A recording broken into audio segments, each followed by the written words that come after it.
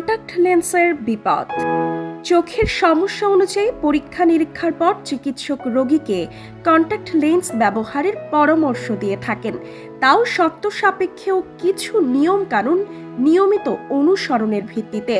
তবে নিজেকে গ্ল্যামার্স দেখানোর লোভে তরুণ প্রজন্মের অনেকেই রঙিন কন্টাক্ট লেন্স ব্যবহার করছেন। ব্যতিক্রম নয় আমাদের দেশও। শূন্য পাওয়ারের নানা রঙের এসব লেন্স খুব সহজেই চেহারায় নিয়ে আসে নাটকীয় পরিবর্তন। প্রিয় মডেল, রক বা ফিল্ম স্টারদের অনুসরণে পোশাক ও মেকআপের সঙ্গে মানিয়ে লেন্স পরছেন অনেকে এবং নিজের অজান্তেই ডেকে নিয়ে আসছেন চোখের বিপদ। লেন্স ব্যবহারে তাই বরাবরই সাবধান হওয়ার পরামর্শ দিয়ে আসছেন বিশেষজ্ঞরা, কারণ লেন্স থেকে জীবাণু ছড়িয়ে পড়ে চোখের বিভিন্ন রোগ হতে পারে।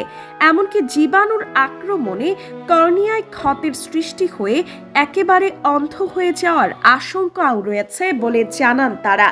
এছাড়া আপনি যেসব ঝামেলায় পড়তে পারেন তা হচ্ছে চোখের অ্যালার্জি ও চোখ লাল হয়ে যাওয়া, অস্বস্তি, চুলকানি, জল পড়া, শুষ্কতা সহ অন্যান্য সমস্যা।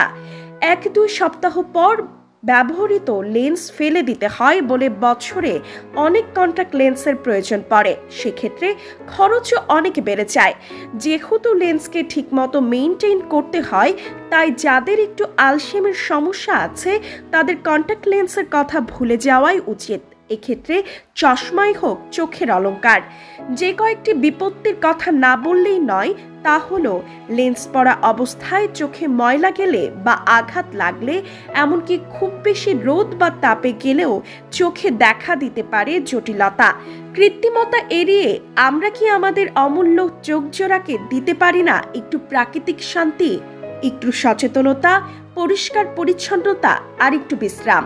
টাটকা সতেজ শাকসবজি ও ছোট মাছ খাবারের মেনুতে রাখা, কম্পিউটার বা মোবাইল স্ক্রিনের বিদ্যুৎ চুম্বকীয় আকর্ষণ থেকে সবুজ প্রকৃতির দিকে খানিকক্ষণ তাকিয়ে চোখ জোড়াকে একটু প্রশান্তি দিতে পারি না আমরা?